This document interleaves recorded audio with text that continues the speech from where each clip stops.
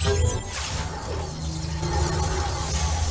it's time for some Cooper thieving and sabotage. Let's get to it. Well, we made it. The Sly Cooper series has officially turned 20 years old, and it's amazing just how far this series came since its PS2 debut. Everything from comics to crossovers with Nathan Drake and Ratchet and Clank to a yet-to-be-released TV show. Oh boy. Sly's been through a lot in 20 years, but on September 23rd, Sucker Punch announced a brand new batch of merchandise for our favorite thieving raccoon. So let's start with this absolutely beautiful tribute poster created by Dave Madden, the original art director for Sly Cooper, and it's chocked full of Easter eggs from all across the series. Starting from the top and working our way down to the bottom, we got Sly on the roof, holding the Thievius Raccoonus, next to the iconic Sucker Punch water tower from the first game's intro animation. And as we can see, the gang is up to their usual antics at the police station, as indicated by the sign on the left, also from the first game.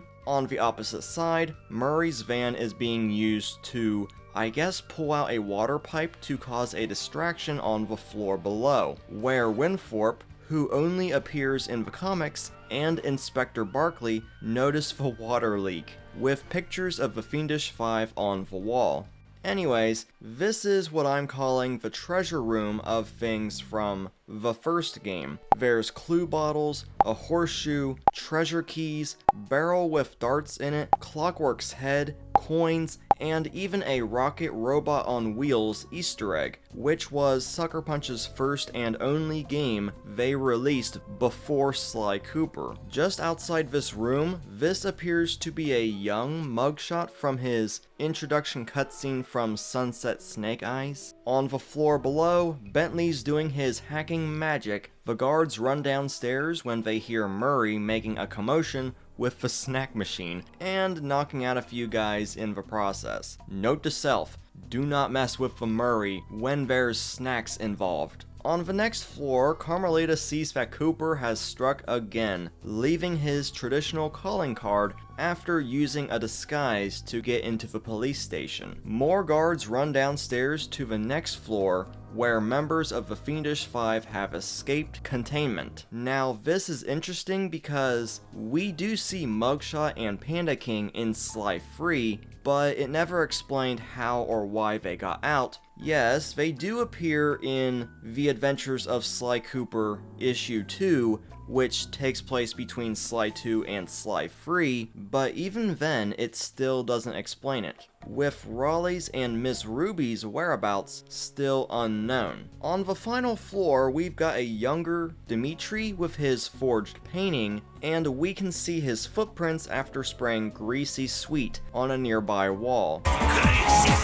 Constable Neela's here, and I'm not really sure what's going on in the opposite side of the room. At first, I thought it might have been Sly using a smoke bomb, but I don't think that's the case. Just outside, we've got a couple of cut characters by the name of Zig and Zag, who acted as the predecessors to the signal repeaters from Sly 1, where they would pop out of treasure chests and start taking pictures of Sly, and if Sly would hit the chest, then they would start laughing at him. Along the outside wall of the station, we have numerous names who worked on the Sly Cooper series, including the late Ashif Hakik, the composer of the Thievius Raccoonus. And the last thing I want to point out about this poster before moving on to everything else is I've seen a few people mention this already, mainly VT and Vivi, and it probably doesn't mean anything, but this spot near the sewer drain cover thing,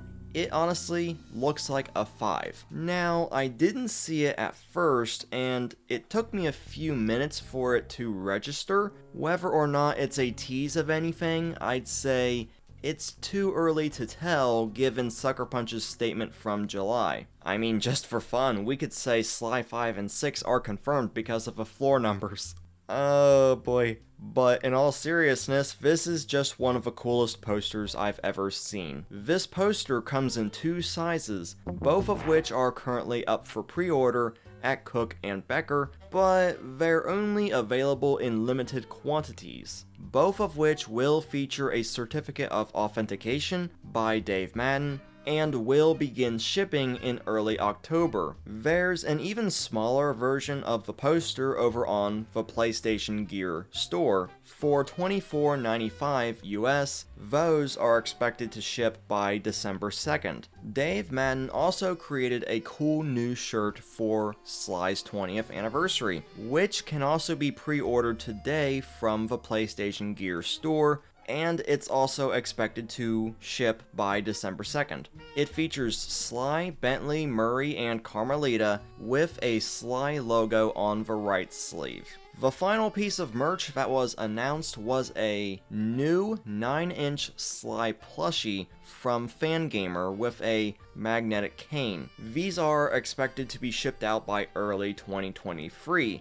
And lastly, Media Molecule, the creators of the Little Big Planet series and Dreams, made a short tribute animation for Sly in, well, Dreams. I know there's already a few Dreams-based projects going on for Sly, but it's cool when one of the official development studios at Sony went and made a dedicated animation for it. There's also a PlayStation blog post where the team at Sucker Punch look back on the series, but I'll leave that in the description if you want to check that out. So with that said, guys, that's all I've really got to share for this quick Sly Cooper update video. As always, what do you guys think about this new Sly merch? Be sure to leave everything down in the comments section below, and once again, I've been Blue Knight.